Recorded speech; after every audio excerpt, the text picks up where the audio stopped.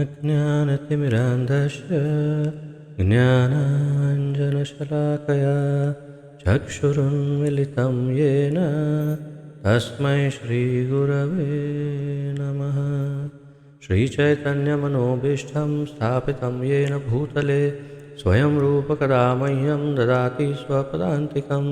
वन्देऽहं श्रीगुरो श्रीयुतपदकमलं श्रीगुरुन् वैष्णवांश्च श्रीरूपं साग्रजातं सहगण रघुनाथान्वितं तं सजीवं साद्वैतं सावधूतं परिजनसहितं कृष्णचैतन्यदेवं श्रीराधाकृष्णपादान् सहगण ललिता श्रीविशाखान्वितांश्च। हे कृष्ण करुणा सिन्धु दीनबन्धु जगत्पते गोपेश गोपिकान्त राधाकान्त नमोऽस्तु ते। तप्तकाञ्चन गौराङ्गी राधे वृन्दावनेश्वरी वृषभानुसुते देवी प्रणमामि हरिप्रिये। वाञ्छाकल्पतरुभ्यश्च कृपासिन्धुभ्य एव च पतितानां पावनेभ्यो वैष्णवेभ्यो नमो नमः। अनन्तकोटिवैष्णववृन्द की जय। नारायणं नमस्कृत्य नरं चैव नरोत्तमं देवीं सरस्वतीं व्यासं ततो जयमुदीरयेत्। शृण्वतां स्वकथा कृष्ण पुण्यश्रवणकीर्तनः हृद्यन्तस्थो यपत्राणि विद्युनोति सुहृत्सतां। नष्टप्रायेषु अभद्रेषु नित्यं भागवतसेवया भगवति उत्तमश्लोके भक्तिर्भवति नैष्टिकी। ॐ नमो भगवते वासुदेवाय। ॐ नमो भगवते वासुदेवाय। ॐ नमो भगवते वासुदेवाय। नमः ॐ विष्णुपादाय कृष्णप्रेष्ठाय भूतले श्रीमते जयपताका स्वामिन् इति नामिने। नमो आचार्यपादाय निताय कृपाप्रदायने गौरकथाधामदाय नगरग्रामतारिणे।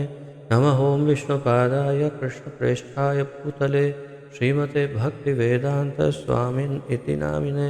नमस्ते सारस्वते देवे गौरवाणी प्रचारिणे निर्विशेषशून्यवादी पाश्चात्यदेशतारिणे। जय श्री कृष्ण चैतन्य प्रभु नित्यानंद श्री अद्वैत गदाधर श्रीवासादि गौर भक्तवृंद। हरे कृष्ण कृष्ण कृष्ण हरे हरे हरे राम राम राम हरे हरे। हरे कृष्ण कृष्ण कृष्ण हरे हरे हरे राम राम राम हरे हरे। हरे कृष्ण कृष्ण कृष्ण हरे हरे हरे राम राम राम हरे हरे।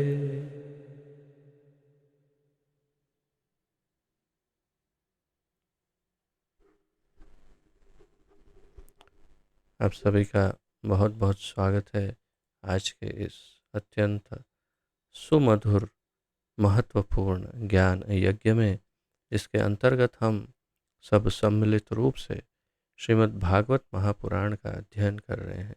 इसका आलेखन हमारे इस्कॉन के संस्थापक आचार्य श्रीमद् अभय चरणारविंद भक्तिवेदांत स्वामी श्रील प्रभुपाद जी ने किया है। श्रील प्रभुपाद की जय।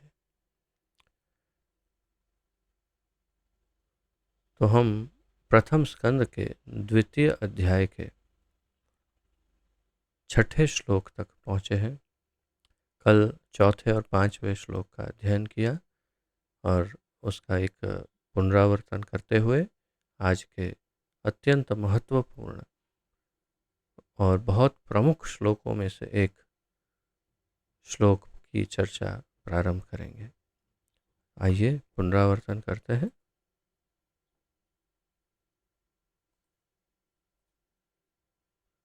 आप सब पढ़ पा रहे हैं स्क्रीन पर?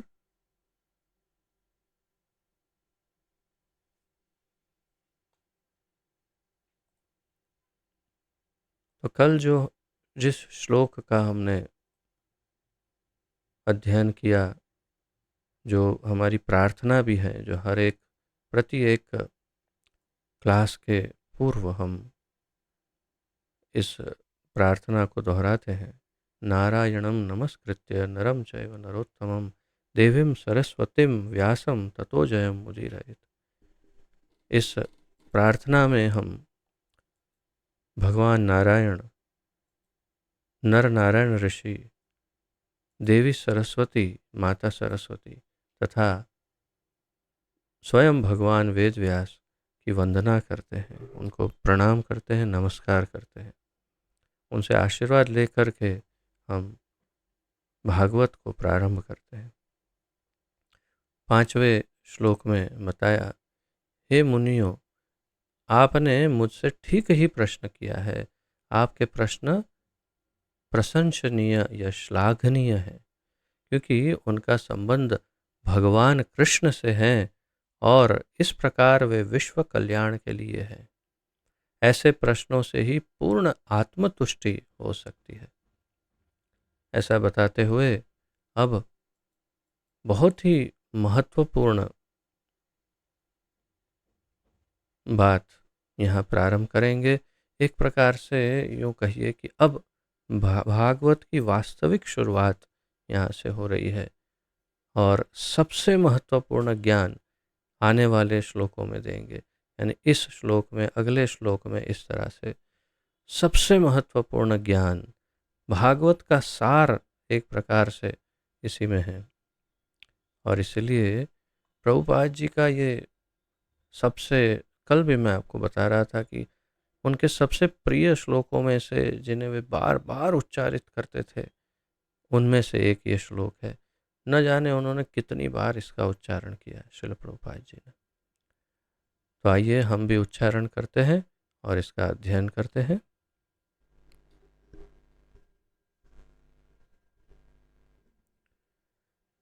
स वै पुंसां परो धर्मो यतो भक्तिरधोक्षजे अहैतुक्य प्रतिहता ययात्मा सुप्रसीदति। स वै पुंसां परो धर्मो यतो भक्तिरधोक्षजे अहैतुकी अप्रतिहता ययात्मा सुप्रसीदति। स वै पुंसः परो धर्मो, स वै पुंसां परो धर्मो यतो भक्तिर अधोक्षजे अहैतुकी अप्रतिहता ययात्मा सुप्रसीदति। शब्दार्थ देखते हैं। सह वह, वै निश्चय ही, पुंसाम मनुष्यों के लिए, परह दिव्य, धर्म वृत्ति, यतः जिससे, भक्ति भक्ति ही भक्ति, अधोक्षजे आध्यात्म के प्रति, अध्यात्म के प्रति लिखा। तो पुंसाम यानी मनुष्यों, पुरुषों या मनुष्यों, पुंसाम मनुष्यों के लिए, और सबसे आश्चर्यजनक बात यह है कि प्रभुपाद जी ने अधोक्षजे शब्द का अनुवाद किया है अध्यात्म के प्रति। इंग्लिश में क्या अनुवाद किया है अधोक्षजे का? Unto the transcendence, unto the transcendence, यानी ट्रांसेंडेंटल या ट्रांसेंडेंस यानी अध्यात्म या तो पर जगत या पर तत्व विशेष जो इस भौतिक संसार से ऊपर हो, उसे ट्रांसेंडेंटल कहते हैं, यानी अध्यात्म। सामान्य अनुवाद, उसका सामान्य अनुवाद है अध्यात्म। उसके विशेष अनुवाद बहुत सारे शब्द हैं संस्कृत में और हिंदी में, परंतु सामान्य एक शब्द में कहें तो अध्यात्म। तो अधोक्षजे का अनुवाद प्रभुपाद जी ने किया है अध्यात्म के प्रति, भक्ति अधोक्षजे यानी अध्यात्म के प्रति भक्ति। अगर हम किसी भी संस्कृत शब्दकोश को खोल के देखें, अधोक्ष या अधोक्षज शब्द अधोक्ष, अधोक्ष का अर्थ है नारायण या कृष्ण। कृष्ण या नारायण का नाम है अधोक्ष, और अधोक्ष जे यानी उनके प्रति। तो नारायण के प्रति या कृष्ण के प्रति। तो प्रभुपाद जी ने ऐसा अनुवाद क्यों किया अध्यात्म के प्रति? उन्होंने क्यों सीधा यहाँ पर नहीं लिखा कृष्ण के प्रति या नारायण के प्रति? क्योंकि ये शब्द यहाँ जो प्रयोग किया गया है अधोक्ष या अधोक्षजे, उसके पीछे हेतु है, उसके पीछे कारण है। या कृष्ण कृष्ण जे ऐसा कुछ कह लेते, या नारायण के प्रति ऐसा कुछ कहते, लेकिन अधोक्ष शब्द का ही अर्थ है जो परतत्व यानी सर्वाधिक उत्कृष्ट तत्व जो है वो अधोक्ष यानी भगवान कृष्ण। तो शब्द का अर्थ यहाँ पर बता दिया प्रभुपाद जी ने, और ये शब्द किसके लिए उपयुक्त है? वो कृष्ण या नारायण के लिए ही उपयुक्त है। इसलिए अधोक्षजे यानी भगवान कृष्ण के प्रति अहैतुकी, ये शब्द कई बार अब तक आ चुका है, फिर भी इसे फिर से एक बार समझ लीजिए। हेतु जिसमें ना हो उसे अहेतुकी कहते हैं। जिसमें कारण ना हो, हेतु ना हो, कोई लोभ लालच, कुछ प्राप्त करने की आशा, कोई अपेक्षा, कोई आशा न हो जिसमें, उसे कहते हैं कोई बिना कोई आशा के, बिना कोई कारण के, बिना कोई हेतु के हम कर रहे हैं, तो उसे अहेतुकी, अहेतुकी यानी अकारण, कोई कारण नहीं है, यानी कुछ प्राप्त करने की इच्छा नहीं होनी चाहिए, उसे अहेतुकी कहते हैं। अप्रतिहता, प्रतिहता यानी जिसे तोड़ा जा सके, खंडित किया जा सके, टुकड़े किए जा सके। अप्रतिहता यानी जिसका टूटना संभव नहीं है, जिसे तोड़ा नहीं जा सकता, जो बीच बीच में रुक नहीं जाता, उसे अप्रतिहता कहते हैं, यानी अखंड, निरंतर, शाश्वत, सतत। यया जिससे आत्मा, आत्मा सुप्रसीदति, सुप्रसीदति, प्रसीदति प्रसन्न होता है, सुप्रसीदति यानी अत्यंत प्रसन्न होता है या पूर्ण रूप से प्रसन्न होता है। सुप्रसीदति यानी संपूर्ण रूप से जो प्रसन्न हो जाता है। अब देखिए अत्यंत सुंदर श्लोक, इस पर बहुत अधिक ध्यान देने की आवश्यकता है। सवै पुंसाम परो धर्मो यतो भक्तिर अधोक्षजे अहेतुकी प्रतिहता ययात्मा सुप्रसिद्धति। बहुत सुंदर श्लोक है, उच्चारण में भी बहुत सुंदर है, निश्चित रूप से इसे कंठस्थ करना चाहिए। और इसका अर्थ देखिए, संपूर्ण मानवता के लिए परम वृत्ति, इंग्लिश में क्या ट्रांसलेट किया है? द सुप्रीम ऑक्यूपेशन, परम वृत्ति, और फिर ब्रैकेट में लिखा है धर्म, लेकिन अनुवाद क्या किया है? परम वृत्ति। प्रभुपाद जी इस तात्पर्य, इसके तात्पर्य के बिल्कुल अंत में समझाते हैं कि उन्होंने क्यों परम वृत्ति लिखा है। स्वयं स्वयं ही स्पष्ट करते हैं कि मैंने ऑक्यूपेशन, ऑक्यूपेशन यानी वास्तव में व्यवसाय, धंधा सामान्य भाषा में जिसे कहते हैं, या व्यवसाय, बिजनेस। तो परम वृत्ति ऐसा अनुवाद अनुवादक जी ने यहाँ किया है, लेकिन अगर सीधा हिंदी अनुवाद करेंगे तो व्यवसाय। तो संपूर्ण मानवता का परम व्यवसाय, परम बिजनेस क्या होना चाहिए? वास्तव में इसका अर्थ है धर्म, का अर्थ है धर्म, जो सब जानते हैं, लेकिन उसका अर्थ क्यों ऐसा किया वो अंत में प्रभुपाद जी समझाएंगे, हम वहीं पर समझेंगे। तो संपूर्ण मानवता का सबसे टॉप मोस्ट बिजनेस, सबसे मुख्य धंधा या व्यवसाय क्या होना चाहिए? वही है जिसके द्वारा सारे मनुष्य दिव्य भगवान या अधोक्ष की प्रेमा भक्ति प्राप्त कर सके। ये श्लोक बहुत महत्वपूर्ण है तो मैं बता ही चुका हूँ, लेकिन इसका जो अर्थ है उसे अंदर उतरने दीजिए, हृदय में, मस्तिष्क में, चेतना में इसका अर्थ उतरने दीजिए, सिंक होने दीजिए और अंदर उसको धारण कीजिए हृदय में। ऐसी भक्ति अकारण तथा अखंड होनी चाहिए जिससे आत्मा पूर्ण रूप से तुष्ट हो सके। फिर से, संपूर्ण मानवता के लिए परम धर्म, परम वृत्ति या परम व्यवसाय वही है जिसके द्वारा सारे मनुष्य दिव्य भगवान की प्रेमा भक्ति प्राप्त कर सके। ओके, अभी इसको प्रश्न के द्वारा समझते हैं।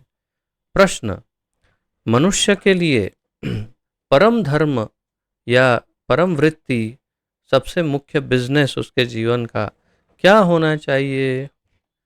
किसी भी मनुष्य का सबसे प्रमुख व्यवसाय क्या होना चाहिए?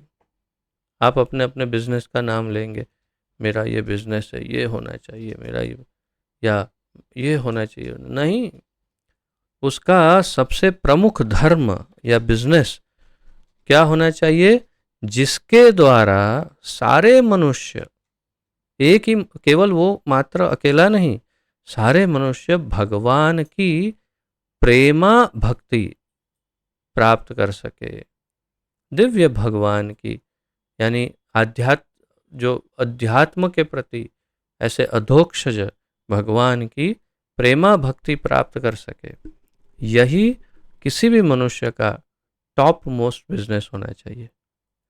अर्थात हर एक मनुष्य का अंतिम ध्येय जीवन का क्या होता है?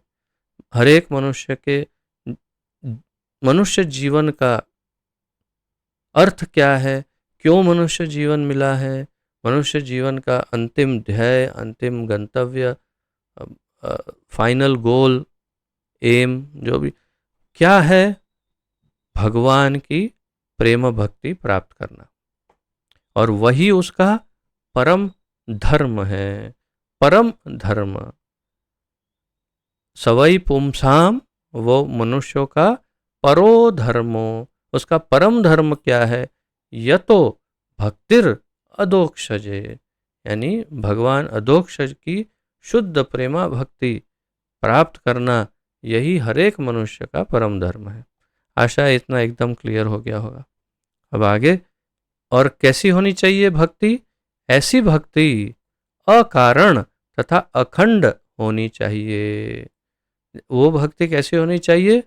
अहेतुकी, अप्रतिहता, अकारण और अखंड। अहेतुकी, अप्रतिहता होनी चाहिए, यानी अकारण, किसी भी हेतु से, किसी भी बिजनेस के लिए मैं भक्ति करूंगा तो मुझे ये मिल जाएगा, मुझे ये प्राप्त हो जाएगा, मुझे धन मिलेगा, प्रतिष्ठा मिलेगी, सुख मिलेगा, शांति मिलेगी, और क्या, सिद्धि मिलेगी, मुझे मोक्ष मिल जाएगा, मुक्ति मिलेगी, या कुछ भी और मिलेगा। वो कारण वाली भक्ति, हेतु की भक्ति है, मिश्रित भक्ति है। या तो ज्ञान मिश्रित भक्ति, कर्म मिश्रित भक्ति, या कुछ भी कामना मिश्रित, काम मिश्र भक्ति। तो ये ऐसी नहीं, अकारण भक्ति, यानी कि स्वाभाविक भक्ति, इसको शुद्ध प्रेम कहा जाता है। प्रेम अकारण होता है, अर्थात प्रेम में किसी भी प्रकार का कोई मुझे ये मिल जाएगा, मुझे प्रेम करूंगा तो ये मिलेगा, प्रेम तो हो जाता है। कहते हैं सामान्य भौतिक संसार में प्रेम हो जाता है। अच्छा, प्रेम हो गया तो फिर क्या हो गया? उससे क्या मिलेगा? नहीं, कुछ नहीं, बस प्रेम हो गया, उससे ये मिलेगा, वो मिलेगा, कोई आशा नहीं। लेकिन आप देखते हैं भौतिक संसार का प्रेम कैसा है? भौतिक संसार के प्रेम में बस आशा ही आशा है। कंडीशनल लव, यानी वो हेतु की प्रेम। ये नहीं मिला, ओ कंडीशन ब्रेक हो गई, प्रेम कैंसल। ये नहीं हुआ, ऐसा नहीं हुआ, प्रेम कैंसल। बहुत प्रेमी प्रेमिका एक दूसरे को प्रेम करते हैं, और वो प्रेमी ने एक बार कह दिया, अरे तुम्हारे पिताजी तो ऐसे, तुमने मेरे पिताजी के बारे में कुछ कह दिया, प्रेम कैंसल। मतलब तुमने मेरे परिवार के लिए ऐसा बोल दिया, प्रेम कैंसल। तुमने ये कर दिया, प्रेम कैंसल। तुमने ये नहीं किया, प्रेम कैंसल। तो ये प्रेम है ही नहीं, वो काम है। वो काम या आकर्षण है। परंतु प्रेम क्या है? अहेतु की अप्रतिहता, अखंड।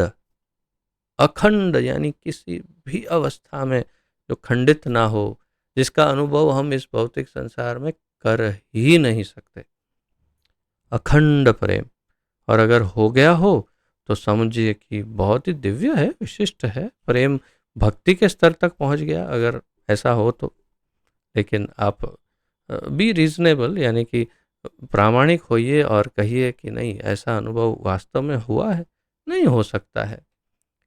और अकारण प्रेम, यानी उसमें कोई कंडीशन ही ना हो, वो चाहे कैसा भी हो, बस मैं उसे प्रेम करता हूँ और करता रहूँगा। तो वास्तव में ये भक्ति का सूचक या परिवाचक है। अर्थात कि ऐसी भक्ति जो अहेतु की हो, जिसमें कोई लेन देन वाला बिजनेस ना हो कि भगवान ये दे देंगे वो दे देंगे, नहीं। और जिसमें अब महाप्रभु ने कहाँ तक बात की है, अप्रतिहता अहेतु की सीमा बताई महाप्रभु ने शिक्षाष्टकम में। शिक्षाष्टकम में महाप्रभु कहते हैं अदर्शनात् मर्महताम करो तुआ, अदर्शनात् मर्महताम करो तुआ। तो या तो तू मेरा परित्याग कर दे, या तू मुझे दर्शन न दे। यथा तथा वा विदधातु लंपटो, तो मुझे कैसा भी मेरे साथ व्यवहार कर, मुझे दर्शन न दे, मेरा त्याग कर दे, मुझे अवॉइड कर, मुझे मेरे साथ बात मत कर, तू कुछ भी कर, लेकिन मत प्राणनाथस्तु स एव नापरः, लेकिन तू ही मेरा प्राणनाथ रहेगा और कोई नहीं। इसे कहते हैं शुद्ध प्रेमा भक्ति। शुद्ध प्रेमा भक्ति अर्थात जिसमें किसी भी प्रकार की कामना ना हो, इच्छा ना हो, यहाँ तक कि प्रेमी के दर्शन की, या अर्थात कि भगवान दर्शन दे, ऐसी भी आशा ना हो। सामान्य रूप से कोई भी मतलब मुझे अब जो याद आ रहा है, बचपन में किसी भी अ, जो बचपन की मेरी याद है कि कभी कोई ऐसी बूढ़ी बूढ़ी माताओं से मिलते थे, तो यानी वो लोग बात करते सुनते थे कभी, तो हवे तो एक ज आशा है कि भगवान दर्शन दे दे।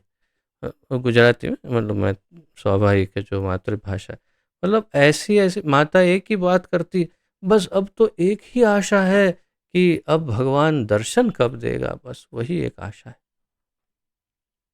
लेकिन शुद्ध भक्ति ही है ये निश्चित रूप से भक्ति है। लेकिन शुद्धतम भक्ति जो है, उसमें भगवान के दर्शन की भी आशा नहीं रहती।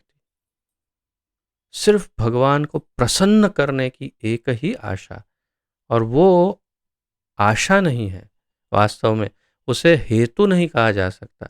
जिसमें भगवान को प्रसन्न करने की इच्छा हो, उसे हेतु नहीं कहा जाएगा। वो शुद्ध भक्ति का अंग है।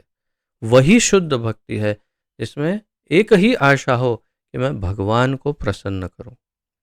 तो अहेतु की, अकारण और अप्रतिहता, अखंड, यानी कुछ समय के बाद अब थोड़ा ब्रेक लेते हैं, थोड़े थोड़े ब्रेक के बाद भक्ति करेंगे, वो भक्ति नहीं है। या तो ब्रेक लेकर थोड़ा उस देवी देवता के पास जाके आते हैं, फिर वापस मिलते हैं ब्रेक के बाद। कृष्ण ओके, मैं थोड़ा माता जी के पास जाके आता हूँ। और ये अखंड भक्ति नहीं है। अखंड अहेतु की प्रेम, शुद्ध प्रेम, कैसा? गोपियों जैसा। गोपियां कोई आशा नहीं रखती, लेकिन अनेक आशाएं रखती है। लेकिन फिर भी वास्तव में कोई आशा नहीं होती उनकी। उनको तो बस केवल कृष्ण को प्रेम ही करना होता है। दिखाती है बहुत आशा है कृष्ण से, लेकिन वास्तव में कोई आशा नहीं है उनके हृदय में। एक ही अभिलाषा है, कृष्ण को कैसे प्रसन्न करें। अब जैसे जैसे दसम स्कंद पढ़ेंगे तो बिल्कुल स्पष्ट हो जाएगा, एकदम स्पष्ट, कि गोपियों को क्यों सर्वोच्च भक्ति का पद प्राप्त है, क्योंकि उनके हृदय में कोई आशा अभिलाषा ही नहीं है। केवल एक ही अभिलाषा कि बस कृष्ण कैसे प्रसन्न हो। और अखंडित उनकी भक्ति 2400 घंटे, चाहे वो कुछ भी करती हो, बस कृष्ण का ही चिंतन करती है। ये परम भक्ति है। इसलिए परो धर्मो क्या है, भक्तिर अधोक्षजे। तो परम धर्म, और वो है शुद्ध भक्ति कृष्ण के प्रति। और वो कैसी होनी चाहिए, अहेतुकी, अप्रतिहता। और उससे क्या होगा, जिससे आत्मा पूर्ण रूप से तुष्ट हो सके। ययात्मा सुप्रसीदति। ययात्मा, यय आत्मा, यया आत्मा यानी जिससे आत्मा सुप्रसीदति, अत्यंत या पूर्ण रूप से संतुष्ट हो सके या प्रसन्न हो सके। तो भक्ति ऐसी हो जिसमें कोई हेतु ना हो, जो अखंड हो, ऐसी कृष्ण के प्रति जो भक्ति है, उससे निश्चित रूप से, इसका अर्थ ये हुआ कि इससे निश्चित रूप से आत्मा संपूर्ण रूप से संतुष्ट हो जाए। इस पर थोड़ा मंथन करें तो क्यों संतुष्टि की आवश्यकता है। जी हाँ, हरेक आत्मा को अंततोगत्वा संपूर्ण आनंद और संतुष्टि की ही आवश्यकता है। बल्कि उसे पता हो ना हो, वो जो कुछ कर रहा है, जीवात्मा चाहे किसी भी शरीर में क्यों ना हो, वो संतुष्टि के लिए और आनंद के लिए ही कर रहा है। और चाहता है कहीं ना कहीं अंदर कि संपूर्ण आनंद और संपूर्ण संतुष्टि मिल जाए। और यहां पर उसकी चाबी दी है कि संपूर्ण संतुष्टि तथा संपूर्ण आनंद, पूर्ण प्रसीदति, प्रसन्नता, संपूर्ण प्रसन्नता कैसे मिलेगी। संपूर्ण प्रसन्नता मिलेगी भगवान की शुद्ध भक्ति के द्वारा, जो अखंडित हो और जिसमें कोई अपेक्षा ना हो। यानी कि प्रसन्नता की अपेक्षा ना हो, संतुष्टि की अपेक्षा ना हो, तभी संतुष्टि मिलेगी।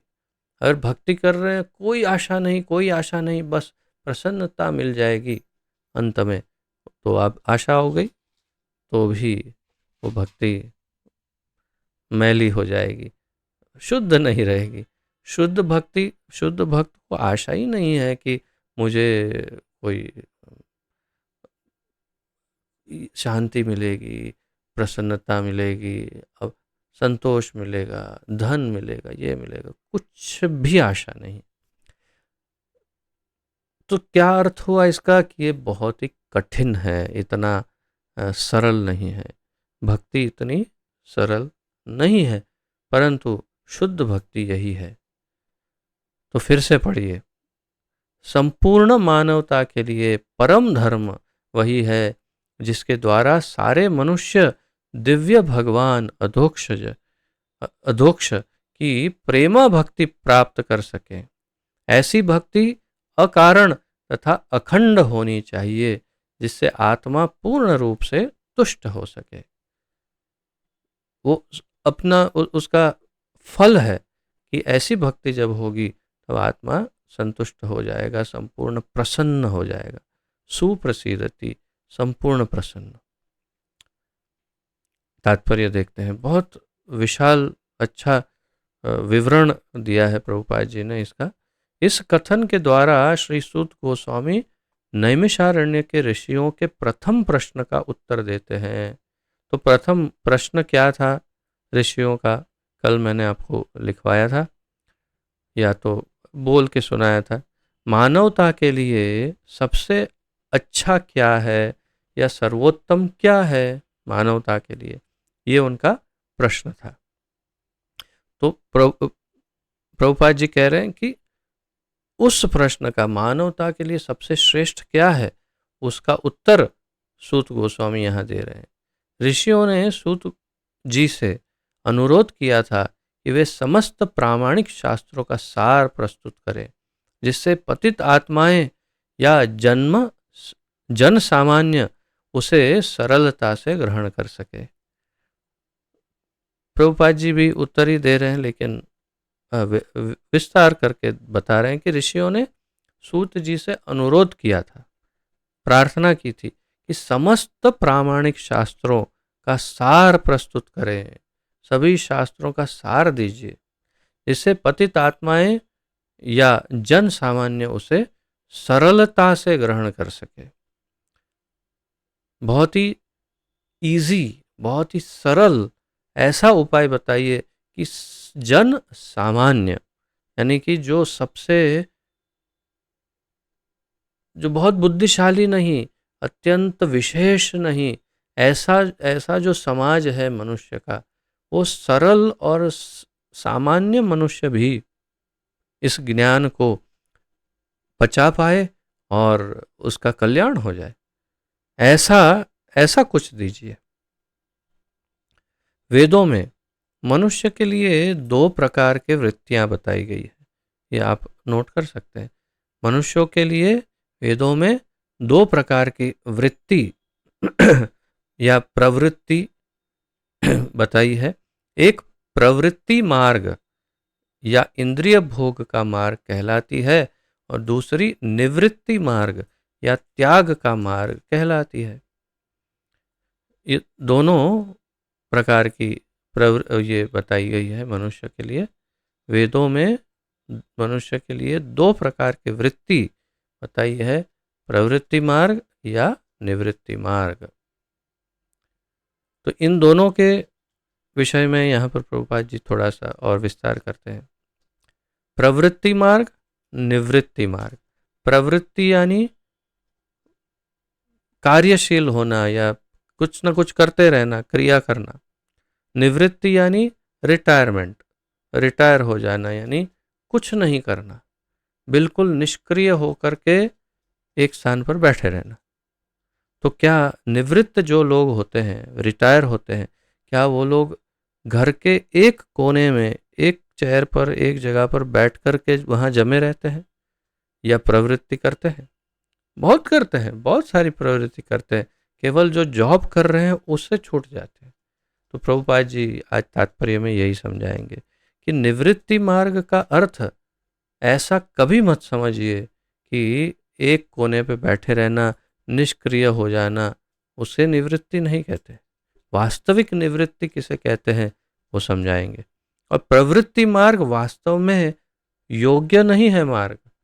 वो क्यों नहीं है योग्य, वो भी समझाएंगे कि जिसे आज का आधुनिक समाज ये समझता है प्रवृत्त रहना चाहिए, एक्टिव, बी एक्टिव, कुछ ना कुछ कार्य करते रहो, कभी फिल्म देखो, कभी जॉगिंग पर जाओ, कभी योगा करो, कभी ये खाओ, कभी ये करो, कभी ये करो, कभी वो।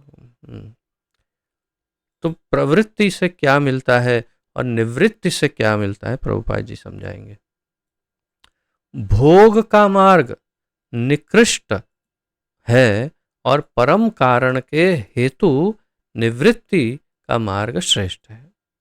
भाई इतना सरल इसका सुवाक्य है प्रभुपाद जी। भोग का मार्ग निकृष्ट है और परम कारण के हेतु निवृत्ति का मार्ग श्रेष्ठ है। भोग विलास यानी सामान्य सांसारिक जो मार्ग है वो निकृष्ट है, नीचे का, नीच, बिल्कुल निम्न स्तर का मार्ग है, निचला मार्ग है। और परम कारण भगवान कृष्ण उनके लिए निवृत्ति का मार्ग श्रेष्ठ है। जीव का भौतिक जीवन एक प्रकार से वास्तविक जीवन की ऋग्ण अवस्था है। जीव का भौतिक जीवन, अगर भौतिक जीवन जी रहा है मनुष्य, कोई भी जीव, मनुष्य या जानवर जो भी हो, यदि जीव भौतिक जीवन जी रहा है, भौतिक शरीर मिला है उसे, तो अर्थात ब्रह्मलोक से पाताल लोक तक में किसी भी लोक में वो हो, वो सब भौतिक जीवन है। ब्रह्मलोक से पाताल लोक तक संपूर्ण 14 भुवन में जो भी जीवन है वो भौतिक है। तो अगर उसे भौतिक जीवन मिला है तो, और वो भौतिक जीवन जी रहा है, तो वो वास्तविक जीवन की रुग्ण अवस्था है। बहुत ही महत्वपूर्ण पॉइंट है ये भी। वास्तविक जीवन की रोगी अवस्था है ये भी, तो इसे भी हम हाईलाइट करेंगे। जीव की का भौतिक जीवन वास्तविक जीवन की रुग्ण अवस्था। रुग्ण, रुग्ण का क्या अर्थ है? रोगी। यानी वास्तविक जीवन क्या है? आध्यात्मिक। वास्तविक जीवन आध्यात्मिक है, और आध्यात्मिक जीवन की रोगी अवस्था, रोग हो गया तो वो बिस्तर पर अस्पताल में भर्ती हुआ, और वो अस्पताल है भौतिक संसार। कोई सामान्य व्यक्ति बाहर चल फिर रहा है, रोगी हो जाता है, तो उसे भर्ती करते हैं अस्पताल में, वो बिस्तर पे उसको लिटा देते हैं। वैसे ही आध्यात्मिक जीवन में वास्तविक आध्यात्मिक जो जगत है उसमें जी रहा है अच्छे से, लेकिन उसको रोग ने पकड़ लिया, तो उसे भर्ती किया जाता है इस भौतिक संसार में। अर्थात ये संसार में जितने जीव हैं और जितने शरीर है, वास्तव में वो उनका बिस्तर है, यानी कि इस अस्पताल का बिस्तर है जिसमें हम सब लेटे हुए हैं, और अपनी हमारी दवा चल रही है, ट्रीटमेंट चल रही है। अब हम पर है, हम कैसे दवा लेते हैं नियमित, तो इससे मुक्त हो सकते हैं। तो जीव का भौतिक जीवन वास्तविक आध्यात्मिक जीवन की रुग्ण अवस्था, रोगी अवस्था है। वास्तविक जीवन तो ब्रह्मभूत अवस्था अर्थात आध्यात्मिक अस्तित्व है, जहाँ जीवन सनातन, आनंदमय तथा ज्ञान से परिपूर्ण है। ब्रह्मभूत प्रसन्न आत्मा न शोचती न कांक्षति, समः सर्वेषु भूतेषु मद्भक्तिम लभते पराम। भगवत गीता भगवान कहते हैं ब्रह्मभूत प्रसन्न आत्मा, ब्रह्मभूत अवस्था में जो होता है वो प्रसन्न आत्मा होता है। न शोचती, कोई शोक नहीं करता, न कांक्षति, किसी वस्तु की भौतिक अभिलाषा कोई उसे नहीं होती। अर्थात वो शुद्ध भक्त होकर के मुक्त जीवन जीता है। ब्रह्मभूत अवस्था यानी वास्तविक जीवन तो ब्रह्मभूत अवस्था है, अर्थात आध्यात्मिक अस्तित्व है। आध्यात्मिक आध्यात्मिक अस्तित्व अर्थात इस संपूर्ण ब्रह्मांड के सारे लोकों से मुक्त होकर के वैकुंठ जगत में जो निवास करता है वो ब्रह्मभूत अवस्था में है, और वो नित्य मुक्त है, जहाँ जीवन सनातन, यानी कि हमेशा वही जीवन, वही उसका कभी समाप्त होने वाला नहीं, ऐसा सनातन जीवन आनंदमय, सदैव आनंद में रहता है, सदैव आनंद में। अब कल्पना करिए, यदि सदैव आनंद में रहना है तो आध्यात्मिक जीवन में, आध्यात्मिक जगत में प्रविष्ट होना पड़ेगा, इस ब्रह्मांड से मुक्त होना पड़ेगा, तथा ज्ञान से परिपूर्ण है, जहाँ जीवन सनातन, सत, आनंदमय, आनंद और ज्ञान से परिपूर्ण चित्त, यानी सच्चिदानंदमय जीवन, यानी सदैव रहने वाला जीवन जो सदैव आनंद देता है और ज्ञान से पूर्ण है, ऐसा जीवन। अर्थात आध्यात्मिक जगत में जितने हैं सभी संपूर्ण ज्ञान से परिपूर्ण हैं, सदैव आनंद में रहते हैं और हमेशा रहते हैं, कभी बदलता नहीं है शरीर उनका, वही है ब्रह्मभूत अवस्था। भौतिक जीवन नाशवान, मोहपूर्ण तथा कष्टमय है। इसमें सुख तो है ही नहीं। कल ही हम चर्चा कर रहे थे, दुखालयम अशाश्वतम अनित्यम असुखम लोकम। तो ये ब्रह्मांड तो दुखालय है, अशाश्वत है, बदलता रहता है, और अनित्यम असुखम लोकम, वही बात, सेम थिंग रिपीट कर रहे हैं भगवान भगवत गीता में। तो भौतिक जीवन नाशवान है। इस भौतिक संसार में कुछ ऐसा नहीं जिसका नाश नहीं, जिसका जन्म उसका नाश, जिसकी उत्पत्ति उसका विनाश निश्चित है, बिल्कुल निश्चित है। तो भौतिक जीवन नाशवान है, मोहपूर्ण है, यानी कि जो नहीं है वो प्रतीत होता है। ये मेरा धन, मेरा घर, मेरी संपत्ति, मेरी पत्नी, मेरे बच्चे, मेरा ये, मेरा वो। शरीर छूटा और एक साथ सारे के सारे संबंध छूट गए, और वो फिर कभी उसके नहीं होते। कहीं कैसे भी, कभी भी, कहीं भी शरीर हो सकता है, उसी घर में दोबारा शरीर ले भी ले या ना भी ले, और कोई भी अन्य शरीर प्राप्त करेगा, फिर से वही मोह, ये मेरा, ये तो तेरा वो था, उसका क्या हुआ? अच्छा वो भूल गया, वो कोई बात नहीं, सॉरी, सो सॉरी कि आप भूल गए हैं, लेकिन आपका था, और भी था। वो सब संपत्ति भी आपकी थी, वो महल आपका था, वो रानी आपकी थी, वो सब आपका था। क्या हुआ, भूल गए? ओ अच्छा, सॉरी। तो क्या करें, ये है हमारी मोहपूर्ण अवस्था, और उसके लिए क्या कुछ नहीं करते।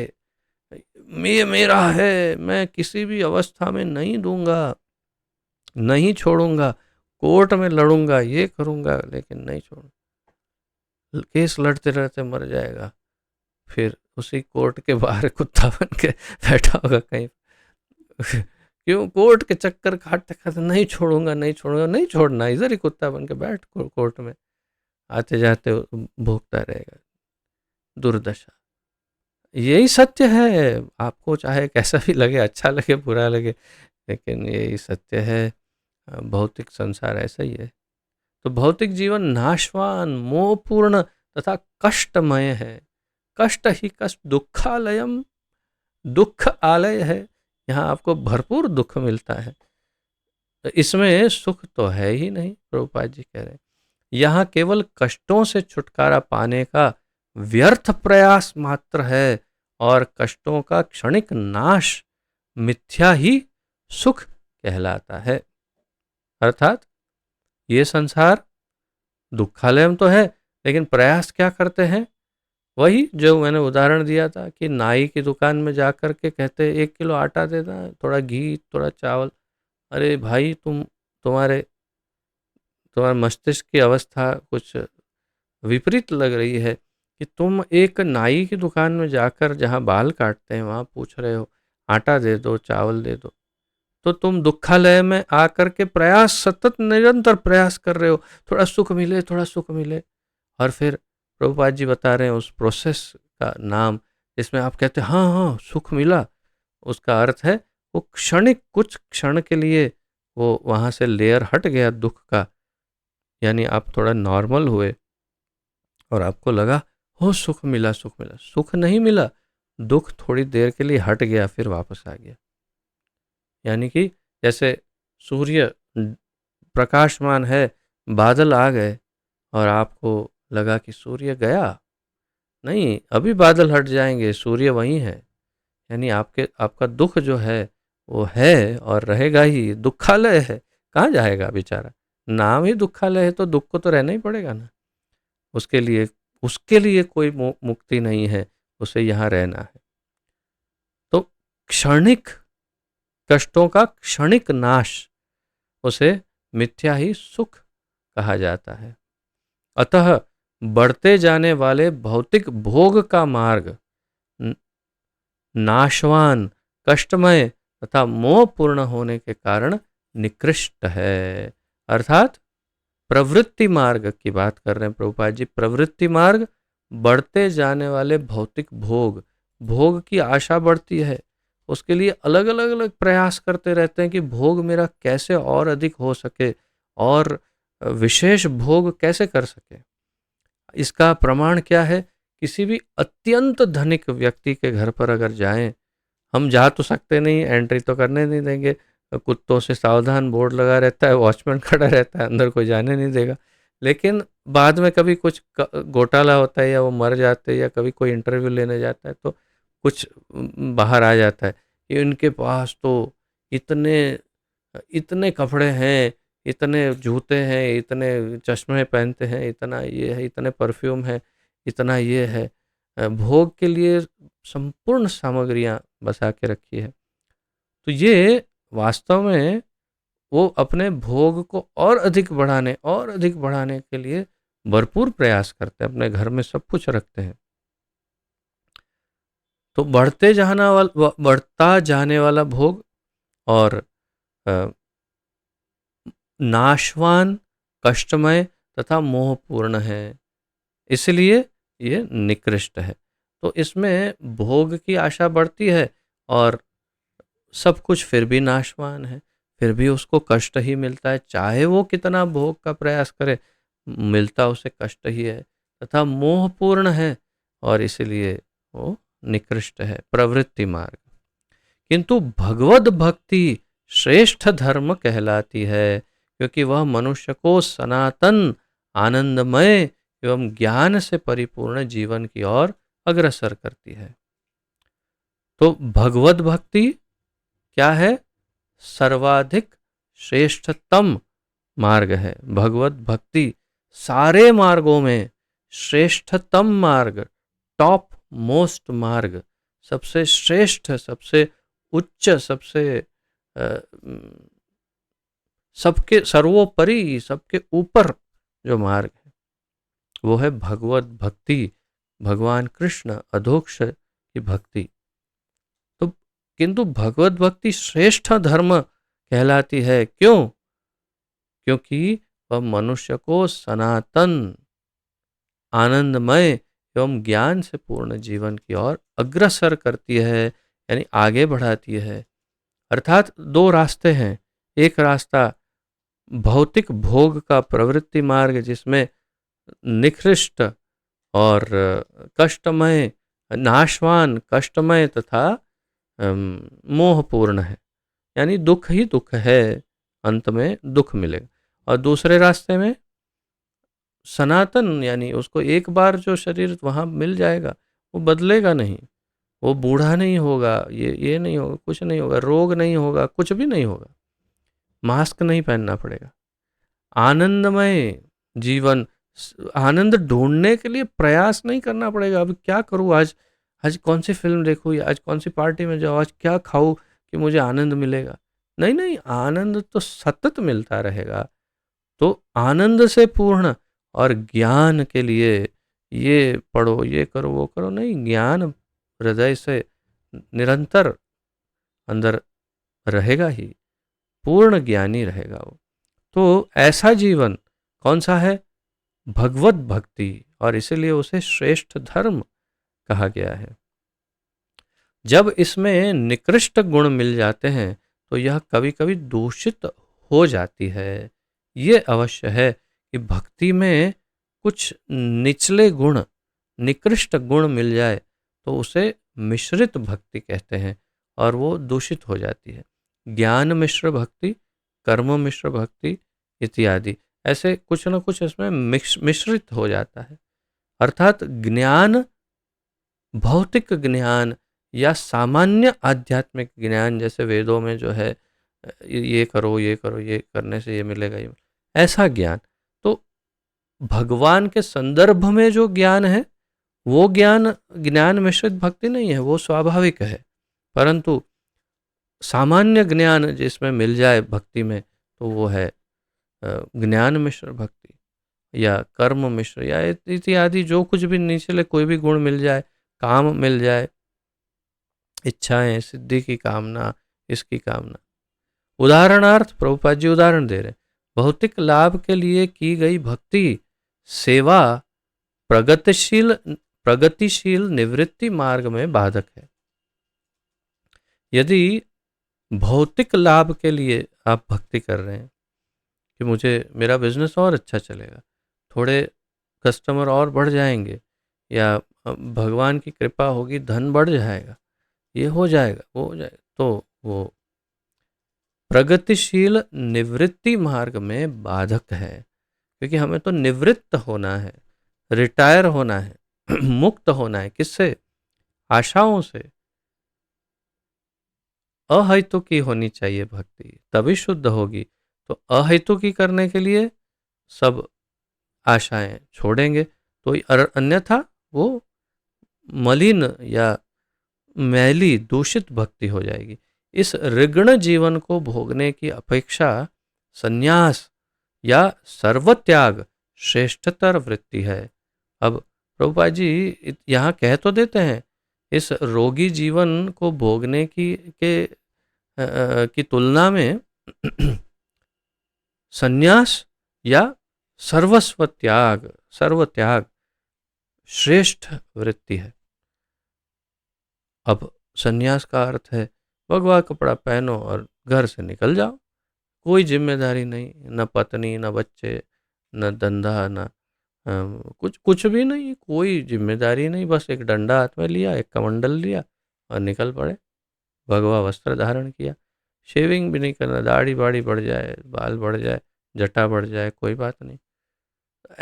ये संन्यास नहीं है। संन्यास का अर्थ ये नहीं है। और सर्वत्याग का अर्थ ये नहीं सब छोड़ के एक कोने में बैठ गया, नहीं नहीं। मुझे ये कहते हुए स्मरण हो रहा है, मेरे पिताजी मुझे, जब मैं धीरे धीरे नव युवक बनने की प्रक्रिया में था, यानी तरुण से युवक बन रहा था, और थोड़ा थोड़ा कभी कभी भक्ति के कुछ बातों को सुनता था कभी, तो कभी कभी मेरे पिताजी मुझे कहते थे कि भक्ति का या तो फिर आध्यात्मिक जीवन का अर्थ ये नहीं कि प्रवृत्ति को छोड़ देना, सब छोड़कर एक कोने में बैठ जाना, उससे कोई प्रोग्रेस नहीं होगा, उससे कुछ लाभ नहीं होगा।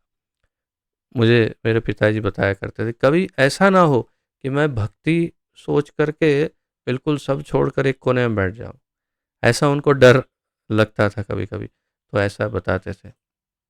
उनका डर बिल्कुल वाजिब, बिल्कुल योग्य था, क्योंकि ऐसी भक्ति अगर हो जिसमें एक कोने में बैठ जाए व्यक्ति, सब कुछ छोड़ दे, तो उससे तो निश्चय ही पतन हो जाएगा। लेकिन ये प्रभुपाद जी अब यहाँ समझाएंगे, ऐसे भोग से केवल रोग के लक्षण बढ़ते हैं और उसकी अवधि भी बढ़ जाती है। जो भोग पहले बताएं, उन भोगों से क्या बढ़ता है? ऐसे भोग से केवल रोग के लक्षण बढ़ते हैं, भोग से रोग बढ़ते हैं, भोग से रोग बढ़ते हैं। बहुत अच्छा वाक्य है, भोग से रोग के लक्षण बढ़ते हैं, भोग से रोग बढ़ते हैं, और उसकी अवधि भी बढ़ जाती है, और उसकी अवधि भी बढ़ जाती है, यानी भोग से रोग बढ़ते हैं और रोग को भोगने की अवधि भी बढ़ जाती है। अतः भगवत भक्ति शुद्ध होनी चाहिए, अर्थात उसमें भौतिक सुख उपभोग की रंच मात्र कामना नहीं रहनी चाहिए।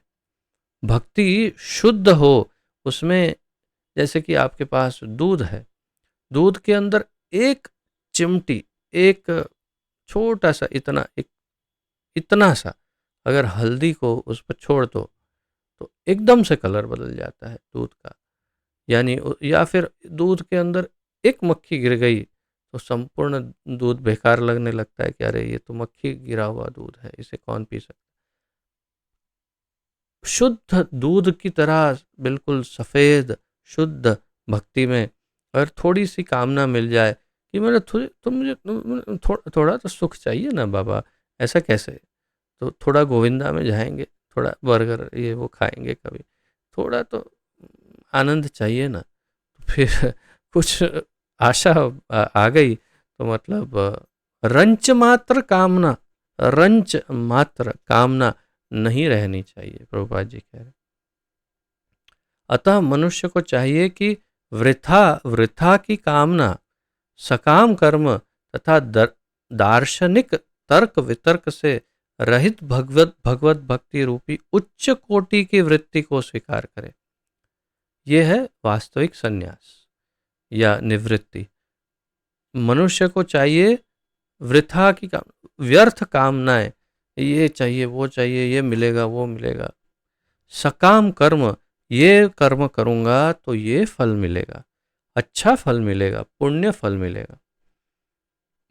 तथा दार्शनिक तर्क वितर्क यानी कि लॉजिक या ज्ञान की चर्चाएं बहुत ही गहरी गहरी, अरे इसमें तो ये शास्त्र में ऐसा लिखा है, इसमें ऐसा है, ये ऐसी विधि है, ये नहीं।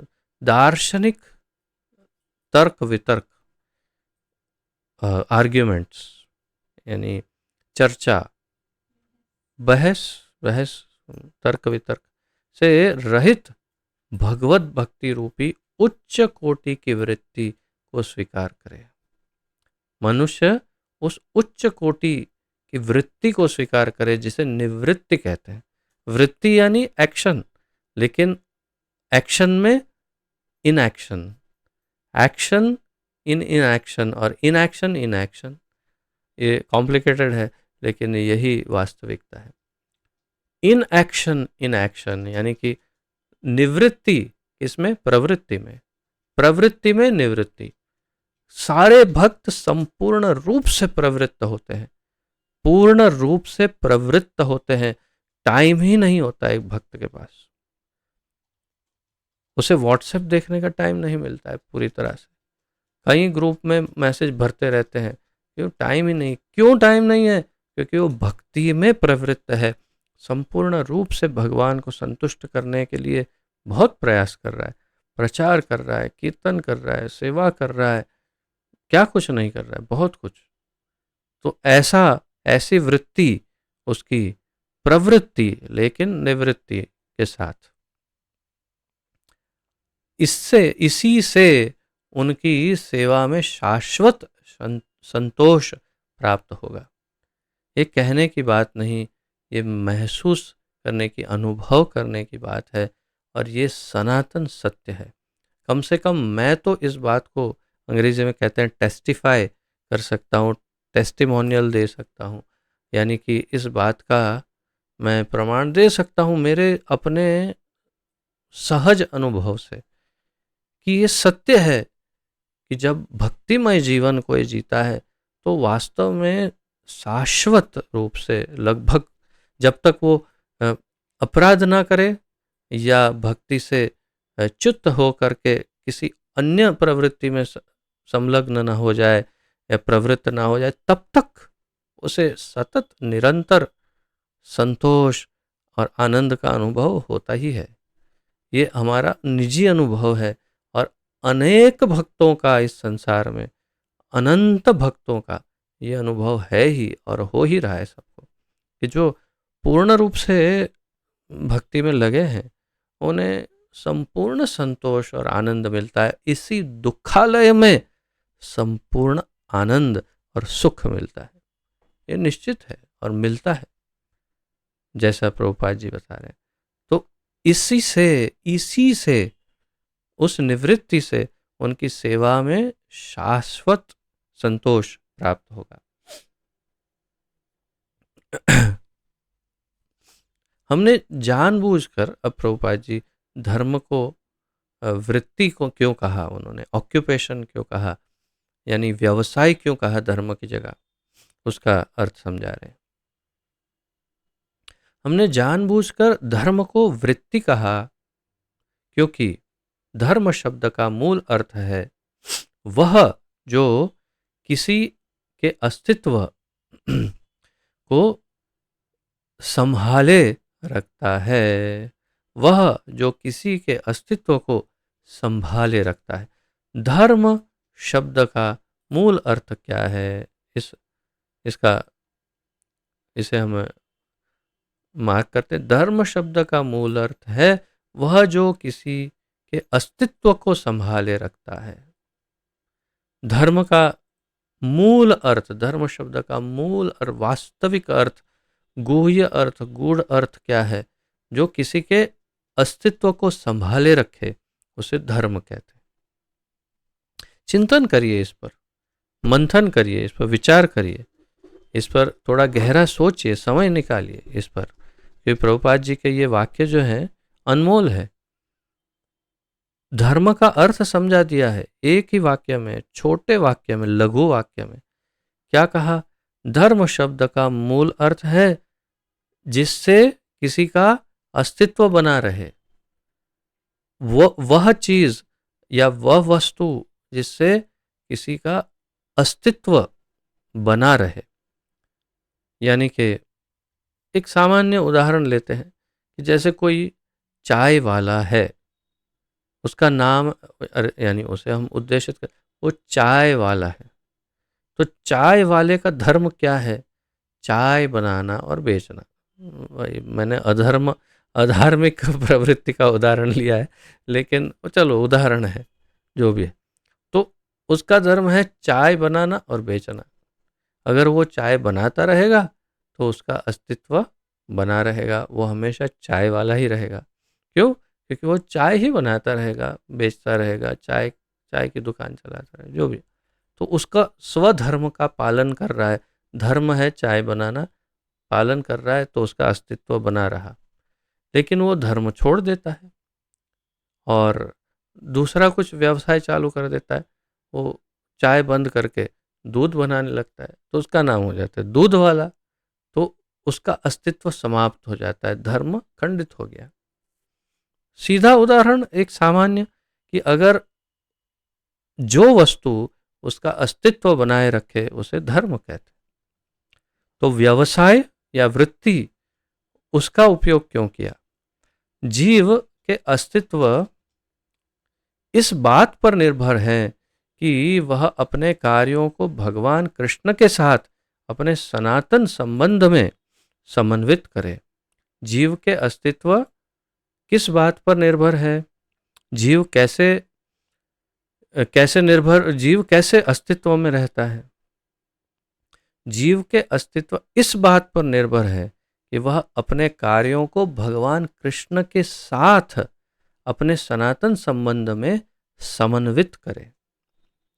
अर्थात कि वो जो कुछ भी करे वो भगवान कृष्ण के लिए करे। बिल्कुल सिंपल भाषा में जो कुछ करे वो भगवान कृष्ण के लिए करे, तो उसका अस्तित्व मूल अस्तित्व बना रहेगा और उसी को धर्म कहते हैं। जीवेर स्वरूप है कृष्णेर नित्य दास, ये उसका धर्म है।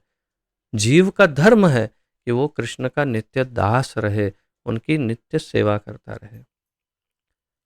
और जब तक वो करता रहेगा तब तक वो अपने स्वधर्म का पालन श्रेष्ठ तरह से करता रहेगा। यही मूल धर्म है हमारा। इसलिए भगवान ने कहा सर्वधर्मान परित्यज्य, यानी ये भौतिक धर्मों को छोड़ दो और मूल धर्म की तरफ आ जाओ। माम एकम शरणम व्रज। कृष्ण समस्त जीवों के मध्यवर्ती धुरी है और वे अन्य समस्त जीवों अथवा शाश्वत रूपों में सर्वाकर्षक व्यक्तित्व है।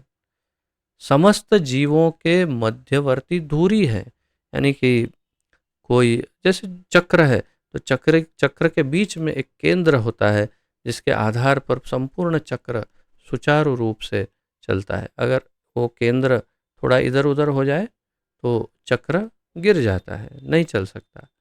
तो मध्यवर्ती धुरी या केंद्र बिंदु, सेंट्रीफ्यूगल पॉइंट, शायद अगर मुझे स्मरण सही हो तो, साइंटिफिकली अगर कहें तो जो भी उसका पिवोट कहते हैं, उस पिवोट ही कहा है प्रभुपाद जी ने, central pivot, that's what Prabhupada is saying. तो प्रभुपाद जी ने भी वही कहा है पिवोट। तो वो उसका जो केंद्र बिंदु है जिसके आधार पर संपूर्ण आधार उस चक्र का रहता है। जैसे गिरिराज उठाए भगवान ने तो बिल्कुल उसके केंद्र में उंगली को रखा होगा तो पूरा गिरिराज, पूरे गिरिराज एकदम बैलेंस में रहते हैं, सामान्य उदाहरण।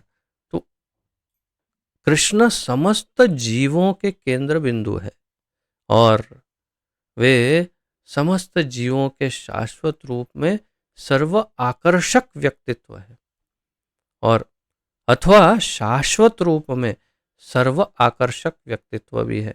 यानी सभी को कर्षति इति कृष्ण, कृष्ण शब्द का अर्थ है जो सबको आकर्षित कर ले। कर्षति इति कृष्ण, सबको आकर्षित करने वाले भगवान कृष्ण हैं। प्रत्येक एवं समस्त जीवों का दिव्य जगत में एक शाश्वत रूप होता है, स्वरूप, और कृष्ण उन सबों के लिए परम आकर्षक है। बहुत महत्वपूर्ण है ये। वैसे हम समझ तो चुके हैं, इसकी चर्चा पहले हो चुकी है, लेकिन फिर भी याद करिए, याद रखिए। प्रत्येक एवं समस्त जीवों का दिव्य जगत में, आध्यात्मिक जगत में, कल ही हम चर्चा की थी इसकी, एक शाश्वत रूप होता है, उसका एक स्वरूप, मूल रूप होता है जो शाश्वत होता है, यानी हमेशा वही रूप मूल रूप से रहता है। यहाँ आकर चाहे कितने रूप बदल ले, चाहे वो गधा बने, मनुष्य बने, कुत्ता बिल्ली बने, चाहे कुछ भी बने, या ब्रह्मा बने, या कुछ भी बन जाए, लेकिन उसका एक शाश्वत रूप वहाँ है, और वो कृष्ण उन सबों के लिए परम आकर्षक है। और उन आध्यात्मिक जगत के, भौतिक जगत के जीवों के लिए भी आकर्षक होने चाहिए। वास्तव में होते भी हैं कृष्ण आकर्षक, लेकिन माया के द्वारा हम ऐसे बुरी तरह से आच्छादित हैं, ढके हुए हैं, कि उस आकर्षण को भी नहीं पहचान पाते।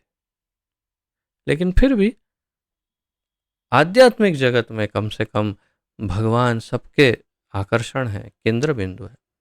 कृष्ण परम पूर्ण है और अन्य सभी उनके अंश प्रति अंश हैं। अंश प्रत्यंश। कृष्ण परम पूर्ण है, वही जो ब्रह्मा जी ने ब्रह्म संहिता में कहा, सर्व कारण कारणम अनादिर आदि गोविंद ईश्वर परम कृष्ण। परम ईश्वर कृष्ण है, सच्चिदानंद विग्रह, अनादिर आदि गोविंद, जितने अवतार हैं सबके मूल हैं कृष्ण, ब्रह्मा जी कह रहे हैं, और सभी कारणों के मूल कारण है। उनसे ही सब अवतार विस्तार, स्वांश, विभिन्नांश और अलग अलग प्रकार के उनके अवतरण विस्तरण होते रहते हैं भगवान के, उनकी अलग अलग शक्तियाँ और इत्यादि। इनमें सेवक तथा सेव्य का संबंध है। किसमें? अंश प्रति अंश, या यूं कहिए कि जीव और कृष्ण में, जीव और भगवान में, जीव और परमात्मा में सेवक और सेव्य का संबंध होता है। जीव सेवक ही है, सेवक ही रहेगा, कभी भगवान नहीं बन सकता। इतना ऐसे ऐसे इसलिए बोलना पड़ रहा है क्योंकि इतना दूषण फैल गया है मार्केट में। कैसी कैसी आध्यात्मिक संस्थाएं भी ये बताती है कि जीव भगवान बन जाएगा, वो भगवान में मिक्स हो जाएगा, ये हो जाएगा, वो हो जाएगा। जीव कभी भगवान नहीं बन सकता, कभी नहीं, संभव ही नहीं है। इसलिए इनमें सेवक तथा सेव्य का संबंध शाश्वत रूप से रहता है। भगवान भगवान ही रहते हैं, जीव जीव ही रहता है, और जीव हमेशा भगवान का सेवक रहता है। यह दिव्य है और हमारे भौतिक अनुभव से सर्वथा भिन्न है, और ये दिव्य संबंध है, और ये भौतिक संबंध का जो अनुभव है उससे अलग है। भौतिक संबंध अशाश्वत है, अनित्य है, क्षणिक है, स्वार्थी है, अपूर्ण है, दुखदायक है, कष्टदायक है। बहुत भौतिक जितने भी संबंध है सभी बिल्कुल व्यर्थ है वैसे तो एक प्रकार से। लेकिन हाँ, ये हमारा भगवान के साथ का जो संबंध है, उसका अनुभव बिल्कुल अलग है। यह सेवक सेव्य भाव घनिष्ठता का सर्वाधिक अनुकूल रूप है। यह सेवक और सेव्य का जो भाव है, वो घनिष्ठता, घनिष्ठता, घन यानी गहरा या गाढ़, प्रगाढ़, गाढ़ा, थिक, पतला और एकदम गाढ़ा। तो ये घनिष्ठ, घनिष्ठता का सर्वाधिक अनुकूल रूप है। सेवक और सेव्य का भाव जो है, वो उस भाव में जब हम भगवान के साथ संबंध जोड़ते हैं, सेवक और सेव्य के भाव में, तब सर्वाधिक घनिष्ठता उत्पन्न होती है और अनुकूलता उत्पन्न होती है। दास्य भाव, सख्य भाव, ये वात्सल्य भाव तथा माधुर्य भाव या प्रेम का संबंध भगवान के साथ। तो ये जो चार संबंध है, उसमें घनिष्ठता है। जैसे जैसे भक्तिमय सेवा की प्रगति होगी, मनुष्य को इसका अनुभव होगा। भक्तिमय सेवा में, डिवोशनल सर्विस में जैसे जैसे आगे बढ़ेगा एक जीव, ऐसे वैसे उसको अनुभव होने लगेगा कि उसका संबंध बहुत ही गहरा है भगवान के साथ, और गहराई बढ़ती जाएगी, घनिष्ठता, आनंद बढ़ेगा। हर व्यक्ति को इस भौतिक अस्तित्व की बद्ध अवस्था में भी भगवान की दिव्य प्रेमा भक्ति करनी चाहिए। व्यक्ति को, हर व्यक्ति को, हर जीव को वास्तव में, लेकिन मनुष्य को, क्योंकि भक्ति मनुष्य से ही हो पाएगी, तो हर व्यक्ति को इस भौतिक अस्तित्व की बद्ध अवस्था में, भौतिक अस्तित्व की बद्ध अवस्था में, अब व्यक्ति शब्द के ऊपर मैं थोड़ा अटक गया था, अंदर अंदर सोच रहा था कि व्यक्ति का अर्थ क्या सिर्फ मनुष्य है? नहीं, देवता भी आ जाएंगे। देवता या अन्य जो व्यक्ति ही है और भक्ति कर भी सकते हैं, तो सारे वो व्यक्ति जो भक्ति कर सकते हैं इस भौतिक अस्तित्व, क्योंकि वो भी तो भौतिक अस्तित्व में, सारे देवता ब्रह्मा जी से लेकर, भौतिक अस्तित्व की बद्ध अवस्था, पकड़ा हुआ, जकड़े हुई अवस्था में, ये नहीं हो सकता, वो नहीं हो सकता, ये नहीं कर सकता, भी भगवान की दिव्य प्रेमा भक्ति उसे करनी चाहिए। इस भौतिक अवस्था में उसे भगवान की दिव्य प्रेमा भक्ति अपनानी चाहिए।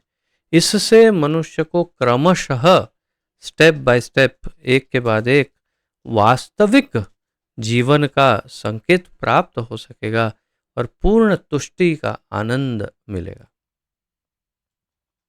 अगर इस भौतिक बद्ध अवस्था में भी वो भक्ति करेगा, शुद्ध भक्ति, भगवान की प्रेमा भक्ति में लगेगा, तो धीरे धीरे क्रमशः वास्तविक जीवन, जो दिव्य आध्यात्मिक जीवन है वैकुंठ में, उसका संकेत प्राप्त हो सकेगा। धीरे धीरे उसके अनुभव होने लग जाएगा कि कितना आनंदमय, कितना संतोषमय, कितना संपूर्ण जीवन है आध्यात्मिक जीवन में, आध्यात्मिक जगत में। उसका संकेत उसे धीरे धीरे यहीं प्राप्त होने लगेगा और पूर्ण तुष्टि का आनंद मिलेगा, उसके पूर्ण संतुष्टि का आनंद इसी भौतिक संसार में मिलना प्रारंभ हो जाए।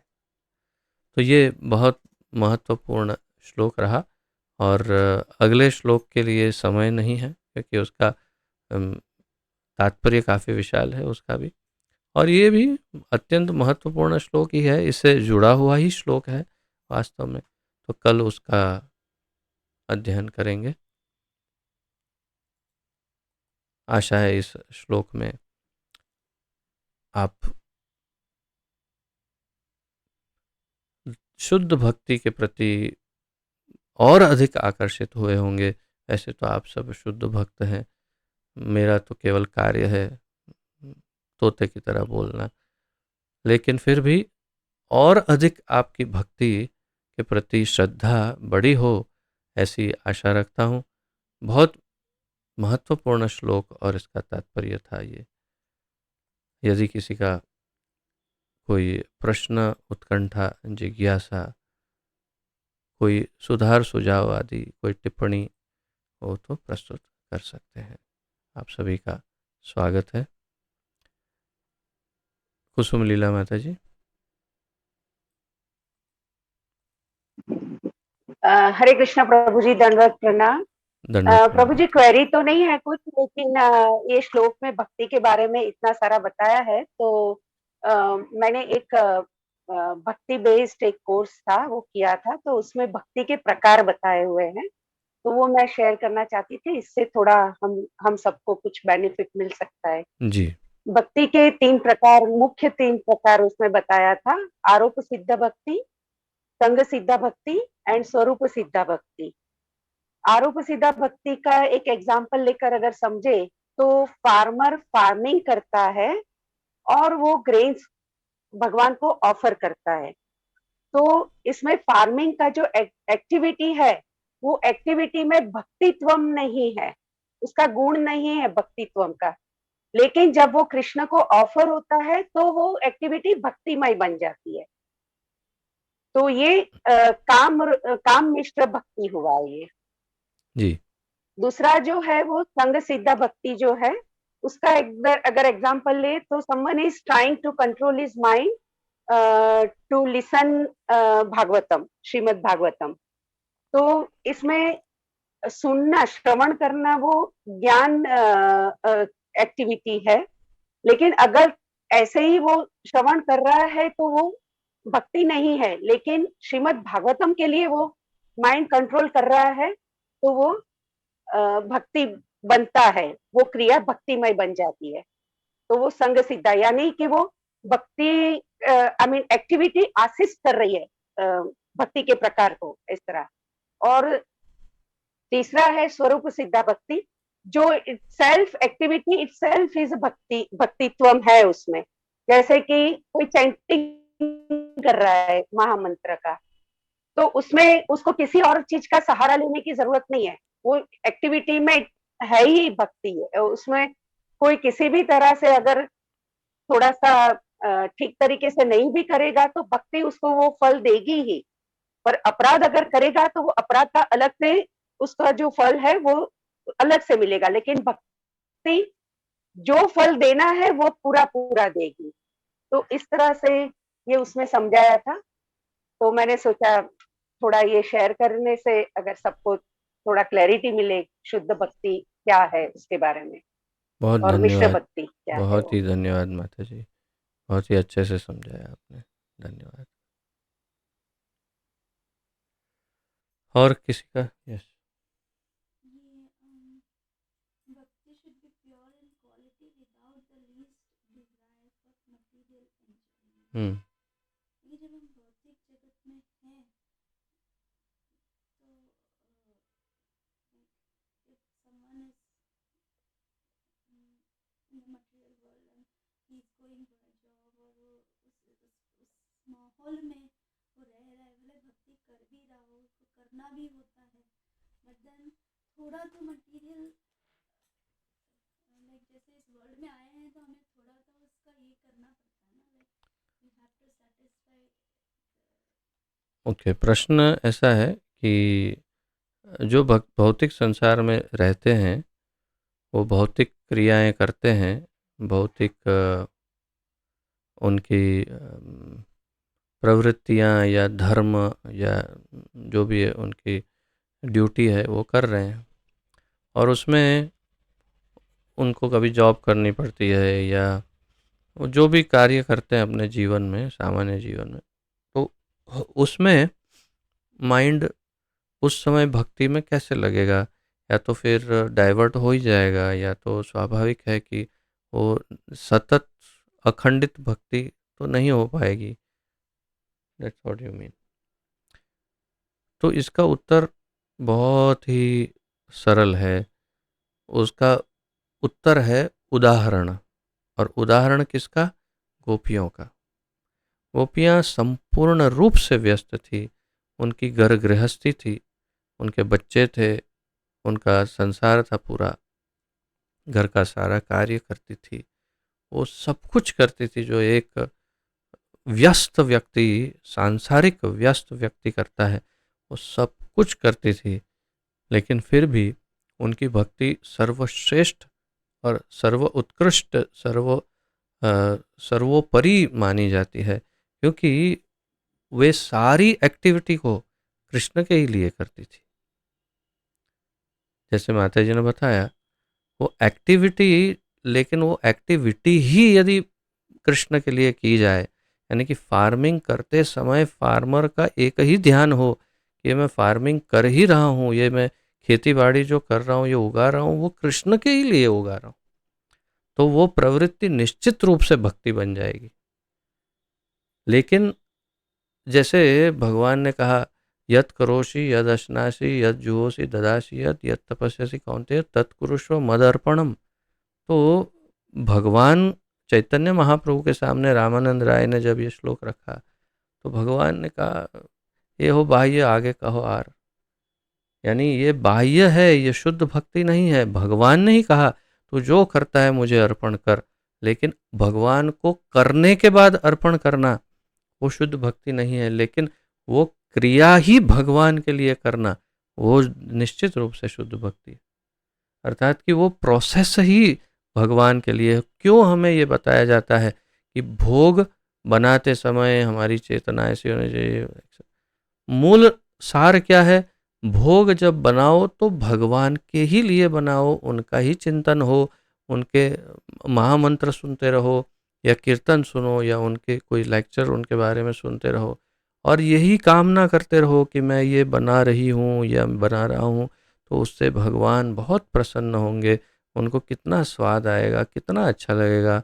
यशोदा मैया कितना अच्छा अच्छा बना के खिलाती, राधा रानी कैसे कैसे बना के उनको प्रसन्न करती होगी। तो मैं भी प्रयास करता हूँ, कुछ अच्छा बनाती हूँ और फिर गुरुदेव को अर्पण करूँगी। गुरुदेव राधा रानी को अर्पण करके भगवान इसका भोग ग्रहण करेंगे, कितना आनंद आएगा। वो प्रोसेस में ही अगर चिंतन होगा भगवान का, तो वो शुद्ध भक्ति बन जाएगी। तो गोपियों में और अन्य स्त्रियों में अंतर ही ये है कि वे सब कुछ करती थी नॉर्मल, कुछ भी एबनॉर्मल नहीं, कुछ भी, सब कुछ नॉर्मल अपना रूटीन कार्य करती थी। नहीं तो गांव चलता कैसे? पूरा गांव बंद पड़ जाता।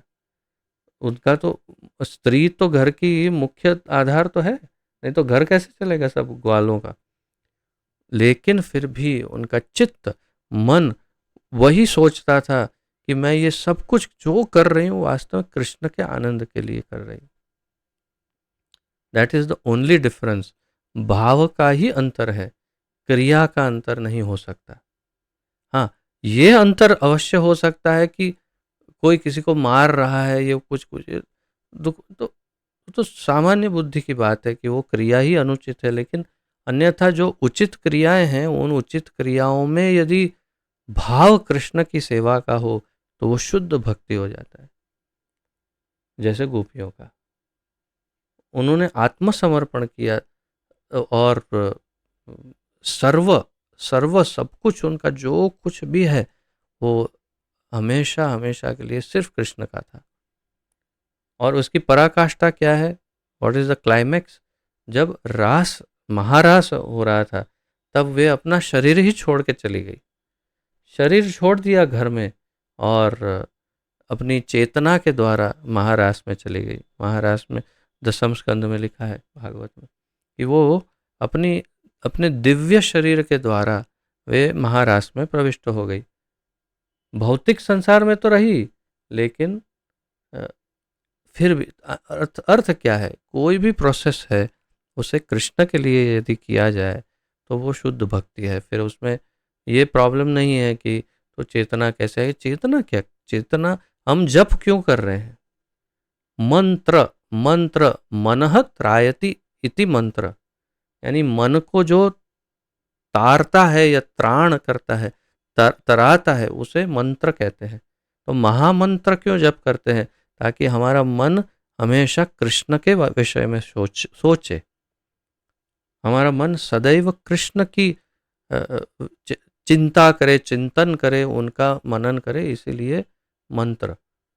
तो हम यदि वैसे ही अपनी क्रियाओं में भगवान के विषय में सोचते-सोचते करेंगे, तो हम शुद्ध भक्ति ही कर रहे हैं। फिर ये दोष नहीं आएगा कि इसमें ये मिश्रित हो गया, ये हो गया। इवन अगर उसका एसोसिएशन मटेरियल्स लोगों के साथ भी जब होता है भौतिक संसार में, भौतिक जगत में, भौतिक लोगों के साथ मिलता है, जुलता है, उठता बैठता है, लेकिन उस ये जारे दाग तारे कहा कृष्ण उपदेश, वो उनको यदि थोड़ा कुछ कृष्ण उपदेश भी दे देता है, तिलक धारण करके बैठता है बिजनेस पर या ऑफिस में जाता है, जैसे कि तुम हमेशा आईआईएम अहमदाबाद में जॉब कर रही थी, लेकिन always you went with the Tilak, हमेशा तुम आईआईएम में तिलक धारण करके गई। तो यही है एक शुद्ध भक्त का लक्षण, कि यानी ऐसा होना चाहिए कि वो सदैव ये प्रयास करे कि भौतिक संसार में जाकर भी भक्ति दूंगा, उनको भक्ति ही प्रदान करनी है, प्रचार करूंगा, कृष्ण की तरफ आकर्षित करूंगा। इसलिए मुझे याद है कि मैक्सिमम लोग तुम्हें देख करके हरे कृष्ण बोलते थे, या कम से कम जय श्री कृष्ण बोलते थे। तो दैट इज द एविडेंस कि भक्त की चेतना किसी भी भौतिक वातावरण में भी भक्तिमय होने के लिए ये सब, उसे कंठी धारण करना, तिलक धारण करना इत्यादि, ये सब उसका। और जैसे कि तुम्हारी ऑफिस में इतने फोटो थे जितने हमारे घर में नहीं है भगवान के, इतने फोटोज तुमने ऑफिस में लगाए थे। और यही तो करना है, तो तब वो ऑफिस भी मंदिर बन गया। सो लाइक दैट, कोई भी भौतिक संसार में प्रयास करेगा तो वो चाहे किसी भी वातावरण में। और मेरा ही उदाहरण कहूँ मैं, तो मैं जब यूएई में था, यूनाइटेड अरब अमीरेट्स में, तब मैं एक परफ्यूम मैन्युफैक्चरिंग कंपनी में जॉब करता था, जहाँ पर बहुत बड़ा स्टाफ था, बहुत बड़ी फैक्ट्री थी, और उस फैक्ट्री के मालिक अरब थे, इजिप्ट के अरब थे वे। और मुझे एक, क्योंकि मैं चीफ डिज़ाइनर था, तो मुझे एक अलग ऑफिस दिया था, रूम दिया था, और उसमें मैं जब बैठता था, जैसे ही प्रवेश करता था ऑफिस में, तो तुरंत हरे कृष्ण महामंत्र प्रभुपाद जी की आवाज़ में शुरू कर देता था। एक दिन बॉस आए अंदर और उन्होंने पूछा, ओ डिस्को थैक, मतलब तुम डिस्को म्यूजिक सुन रहे हो? मैंने बोला, no, this is God's song, not music. Oh oh okay. और उसके बाद क्या हुआ, जब कभी भी वे प्रवेश करने आते तो दरवाजे पर आकर के बॉस खड़े रह जाते। मैं उनको देखता, वो आए हैं, तो मैं पहले महामंत्र स्टॉप करता और फिर वो अंदर आते, यानी वो मुझे डिस्टर्ब भी नहीं करते थे। तो ये कैसे संभव है? एक अरब देश, अरब बॉस, मुस्लिम कंट्री, पूरा सब जगह मुसलमान, और उसके बीच में मैं बिल्कुल एकदम खुलेआम हरे कृष्ण महामंत्र पूरा दिन सुबह 9 से 5 कम से कम सुनता रहता था। प्रभुपाद जी का कीर्तन सतत कंटिन्यूसली चलता था, और कभी किसी ने ये नहीं कहा कि क्यों कर रहे हो, बल्कि पंचिंग मशीन था, लेट आने से सैलरी कटती थी, लेकिन मैं हमेशा 30 मिनट 45 मिनट लेट जाता था। हमारी बॉस की पत्नी एक दिन हाथ जोड़ के आई, बहुत ज़्यादा हो रहा है, आप ज़्यादा लेट आ रहे हैं, मैं कैसे आपको कैसे संभालूं, समझ में नहीं आता। मैं बोलता था, मुझे घर में भगवान की सेवा करनी होती है, आरती करनी होती है, इसीलिए लेट आता हूँ, और फिर भी मेरी सैलरी नहीं काटते थे। तो ये यही प्रमाण है कि यदि हम दृढ़ता से, अगर ये तो मेरी शुरुआत थी, मैं तो अभी जुड़ा ही था भक्ति में, तो अगर हम थोड़ा सा भी प्रयास करेंगे तो भगवान सारी व्यवस्था कर देंगे, और वहीं से शुद्ध भक्ति का प्रारंभ हो पाएगा, भौतिक संसार में ही, उसी वातावरण में ही, बिना किसी व्यवधान के, बिना किसी प्रॉब्लम्स के। जी माता जी। प्रभु जी, आपने आपके बारे में और माता जी के बारे में इतना बताया, तो हमारा भी दृढ़ संकल्प बढ़ता जा रहा है ये सब सुन के। प्रभु जी, अभी एक उत्कंठा जागी आपके बारे में जानने की कि आपका इस्कॉन में प्रवेश इंडिया से हुआ था या फिर वो अरब कंट्री से हुआ था, और कैसे, किस वजह से हुआ था ये? अरब कंट्री से हुआ था। मेरा प्रवेश यूएई में ही मैं जॉइन हुआ था। और इसका इतिहास थोड़ा-सा लंबा और ऐसा है, लेकिन मेरे यानी मैं पारिवारिक संबंधों के द्वारा ही कहीं न कहीं इस्कॉन के संपर्क में आया था। और फिर स्वाभाविक रूप से मेरा आकर्षण तो आध्यात्म की तरफ बहुत ही तीव्र था। तो भगवत गीता मैंने खुद मंगवा ली, पूरी भगवत गीता पहले पढ़ ली और फिर निश्चय किया कि अब इस्कॉन जॉइन करना है। और फिर बाद में धीरे-धीरे वहीं से जॉइन कर लिया। तो तात्पर्य ये है कि अ, वहीं से यूएई में ही शारजाह में मैं भक्तों से मिला और वहीं से धीरे-धीरे कनेक्ट हुआ। तो अब और ज़्यादा खुलकर मैं कभी व्यक्तिगत रूप पर हाँ जी जी। बताऊँगा। तो वहीं हरि से बोल, जुड़ा हूँ। थैंक यू प्रभु जी। धन्यवाद माता जी। हरे कृष्ण। हमारे द्वारका चैतन्य प्रभु भी वैसे ही हैं, उनका भी आप आपके विषय में भी कुछ बताएँगे तो सबका उत्साह बढ़ेगा प्रभु जी। हरे कृष्णा प्रभु जी, दंडवत प्रणाम। जय। मैंने भी अपना वो सीपीएस कैंप थे, वहां से मैंने ज्वाइन किया था। तो रेगुलर जाता था परिक्रमा करने के लिए, पुष्टि बागी में था। मगर जब इस्कॉन में आया, तब मैं जब पहली बार एंट्री की तो सबको मैंने बताया कि मैं द्वारका से हूँ, तो सब लोग मेरे चरण छूने लगे। मगर उस टाइम मेरा लाइफ थोड़ा अलग था, मैं ड्रिंक करता था, वो सब था मेरे पास। मगर फिर भी मैंने अंदर सोचा कि ये लोग मेरे बारे में जानते नहीं है, फिर भी मेरे पांव पकड़ रहे कि आप द्वारकावासी है। फिर अंदर से मुझे ऐसा महसूस हुआ कि जो मैं कर रहा हूँ गलत हूँ, मुझे द्वारका धाम में जन्म मिला है और मैं ये पतन के मार्ग के ऊपर कैसे चला गया। और आहिस्ता आहिस्ता मैंने इसको मुझे ऐसा पकड़ लिया कि मेरी सब आदत छूट गई। और ये सब प्रभुपाद की कृपा से। मैं तो मेरे ऊपर से ही बोल रहा हूँ, मैंने जो पेपर भी गुरु महाराज को लिख के दिया था कि मेरी आदत तो बहुत खराब थी, फादर के सामने भी ड्रिंक करता था। पर ये इस्कॉन में आया तो मेरी सब आदत और इतना, मैं तो प्रभुपाद के बारे में मेरे पास सब तो शब्द नहीं है कि मैं मेरा लाइफ पूरा चेंज कर दिया जी। आप भी की कृपा से। आप भी भक्तों का सीपीएस ग्लोबल में जाते थे?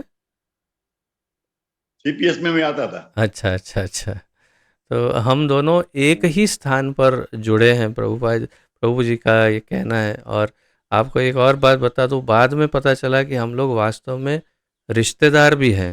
हमारा जो अरे हम लोग एक ही उसमें आते हैं, ज्ञाति में। परजिया सोनी। पर हाँ जी। तो जो भी है, परंतु ठाकुर जी की ऐसी असीम कृपा है, हमारे जैसे अनेक पतित, मेरे जैसे, मुझ जैसे अत्यंत पतित अधम जीव भी उनका उद्धार भगवान नहीं करते हैं। मैं भी आज आपसे अधिक पति हूँ। अरे अरे, इसमें कंपटीशन कैसे करें प्रभु जी? कैसे सिद्ध करें मैं ज्यादा पतित हूँ या धन्यवाद प्रभु जी, बहुत बहुत धन्यवाद। सभी भक्तों का हरे बहुत कृष्ण। धन्यवाद जी। हरे कृष्ण। पतित पावन दंडवत प्रणाम। जगत गुरु श्रील प्रभुपाद की जय। ग्रंथराज श्रीमद् भागवत महापुराण की जय। पतित पावन गुरुदेव की जय। निताय गौर प्रेमानंदे, हरि हरि बोल। वाञ्छा His grace, कल्पतरुभ्यश्च कृपा सिन्धुभ्येव च पतितानां पावनेभ्यो वैष्णवेभ्यो नमो नमः। सबको दंडवत प्रणाम। हरे कृष्ण। His grace, दामोदर धनंजय प्रभु की गुरु जय। महाराज की जय। श्रील प्रभुपाद की जय। हरे कृष्ण। हरे कृष्ण। हरे कृष्ण।